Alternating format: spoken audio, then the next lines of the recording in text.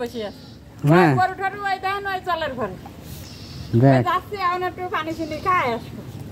কি করবো দিদি, আমাকে তো বাসায় দিল ইন্ডিয়া ধরে, হাতে ধরে বাসায় দিল। কি করার আছে, আপনাকে পাশে আইসে এরকম এই বিপদের সময় দাঁড়ানো ছাড়া আমাকে কিছু করার নেই। কারণ সামর্থ্য অনুযায়ী অল্প স্বল্প খাবার আপনাদের জন্য আমরা আনছি, সেটা বিভিন্ন জায়গায় বিভিন্ন কেন্দ্রে দেওয়া হচ্ছে। কি হয় না, আমরা শুকনো খাবার আনি না, আমরা বাসায় আমরা খাবার রান্না করে নিয়ে আসি বোনা খিচুড়ি আপনাদের জন্য, তাই আনতিসে দেখিয়েছে ছেলেপেলেদের পাঠাইছি।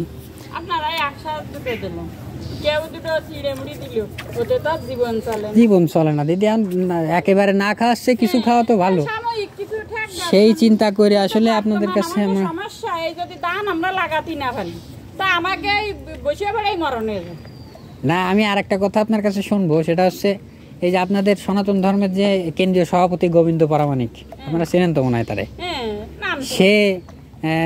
সে আপনার এই যে ভারত কিছুদিন আগে যে আপনাদের নির্যাতন নিয়ে ভারত যে গুজবগুলো ছড়াইছে, তার বিরুদ্ধে আপনাদের এই গোবিন্দ পরামানিক বেশ কিছু কথা বলেছে, ভূমিকা নিছে বাংলাদেশের পক্ষ হয়ে। একজন বাংলাদেশের নাগরিক হিসেবে তার যেটা করণীয় ছিল সে সেটা করেছে। তো আপনাদের এই নিয়ে মতামতটা কি, যে সে তার সিদ্ধান্তগুলো কি ভুল না সঠিক আছে? না ধরেন একজনের ধ্যান ধারণা একরকম, কিছু কিছু এলাকায় আপনাদের পরে তো আল্লাহর রহমতে কোনো নির্যাতন, কোনো হয়রানি, কোনো কিছু হয় নাই নাকি? আমাদের এর জায়গায় পরিবেশ ভালো, কিন্তু অন্য জায়গায় তো ভালো। এখন যারা আওয়ামী লীগ করেছে তারা তো মুসলমানরাও মাইর খাইছে, এনে তো আর ধর্ম নিয়ে কোনো কথা হয় না। হিন্দু আর কয়জন মাইর খাচ্ছে তো মুসলমান। সেটাই বাংলাদেশের মানুষকে আসলে বোঝানোর দরকার এতটুকুই, যে মানুষ ওই চিলে কান নিয়ে গেছে, কান না ধরে চিলের পাশ দৌড়ায়। আমরা আমাদের ভুল ভ্রান্তি এতটুকুই। দেখ আপনাদের জন্য আমাদের দোয়া থাকবে, আপনারা আল্লাহ খুব তাড়াতাড়ি আপনাদের একটা ভালো এই পানি শুকাই যাওয়ার ব্যবস্থা করুক ইনশাল্লাহ, আমরা দোয়া করতেছি, সবাই দোয়া করতেছে দিদি।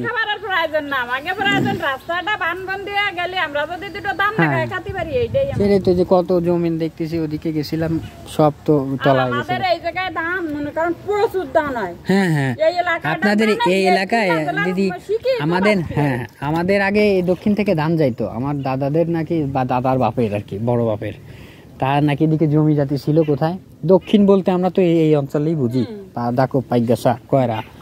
এখন এই ধান আমাদের এখানে টলারে করে যেত। তো আমি শুনেছি, আমি তো দেখিনি, আমি শুনেছি যে যখন ধান নিয়ে যেত গরুর গাড়িতে, রাস্তার পরে 1.5-2 ইঞ্চি 3 ইঞ্চি করে ধান পুরো পড়ে রাস্তায় পড়া ধান, শুধু তাহলে কি পরিমাণে ধান হইতো তখন। কিন্তু এখন আসলে এই বন্যার বাদের যে আগের মতো তো আর জলবায়ু বা আবহাওয়ার অবস্থাও নাই, আর দিন যাচ্ছে আর খারাপ হচ্ছে। তো এই জন্য আমাদের সবার সতর্ক হতে হবে, আরো মানে বাড়িঘর করলেও সেরকম একটু উঁচু স্থানে নিয়ে করতে হবে, যে অন্তত ঘরটা যেন মাথা গুজার ঠাইটা যেন থাকে। সেটাই আপনাদের আমাদের এই যে দেখেন কত লোক আসতেছে আপনাদের কাছে, বিভিন্ন কেউ খাবার দিচ্ছে, কেউ চিকিৎসা দিচ্ছে, কেউ শুকনা খাবার দিচ্ছে, কেউ যে কিছু না দিতে পারছে আপনাদের দুটো পরামর্শ অন্তত দিচ্ছে, পাশে এসে দাঁড়ায় ভিজে এই ছাড়া আপনাদের দেওয়ার মতো আমাদের তেমন কিছুই নাই। বর্তমান ধরেন দেশ নিয়ে একটা সমস্যা, কি করবো দিদি বলেন, আমরা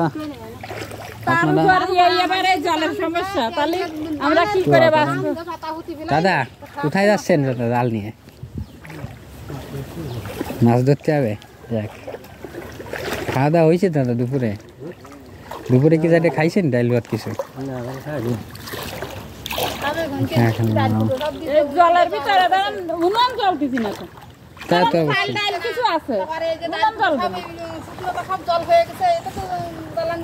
আরে বৃষ্টি তো প্রচুর, বৃষ্টি একটু কম থাকছে তাহলে একটু কম পানি উঠতেছে, এই জন্য রান্না খাওয়ার ব্যবস্থা। যাক, ভাইজানের বাড়ি কোথায়? হ্যাঁ, থানা সুন্দরবন নাকি? ও এই নদীর ওই পারে, কি সুন্দর বলছো? সুন্দরমহল।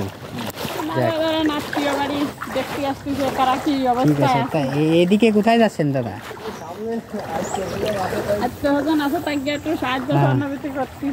যাক, ধন্যবাদ আপনারে।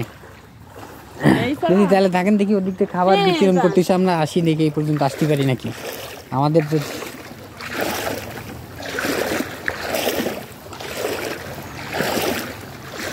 বড়বার কি বাড়ি এদিকেই? কি করেন আপনি? ও আচ্ছা, পড়াশোনা কোথায় করছেন? হ্যাঁ গোপালগঞ্জ ভার্সিটি। গোপালগঞ্জ ভার্সিটি। যাক মাশাআল্লাহ, ভালো লাগলো তোমার সাথে কথা কয়ে। কতক্ষণ আছেন? নিয়ে আসছেন না? হ্যাঁ আমরা খুলনা থেকে আসছি, শহর থেকে। আমি এসেছিলাম, এখানেই পেয়েছিলাম, এখন এলাকা ভেঙে গেছে এই জন্য না গুড, আগে নিজ এলাকা তারপরে অন্যান্য জায়গা। আমরা ওদিকে কিছু কাপড় পাঠাইছি, শুকনা কাপড়, আর বাকি যা যা আছে সব এদিকে। বিভিন্ন মোড়ে মোড়ে ওই লোকজন নিয়ে যাচ্ছে ওদের ওইভাবে।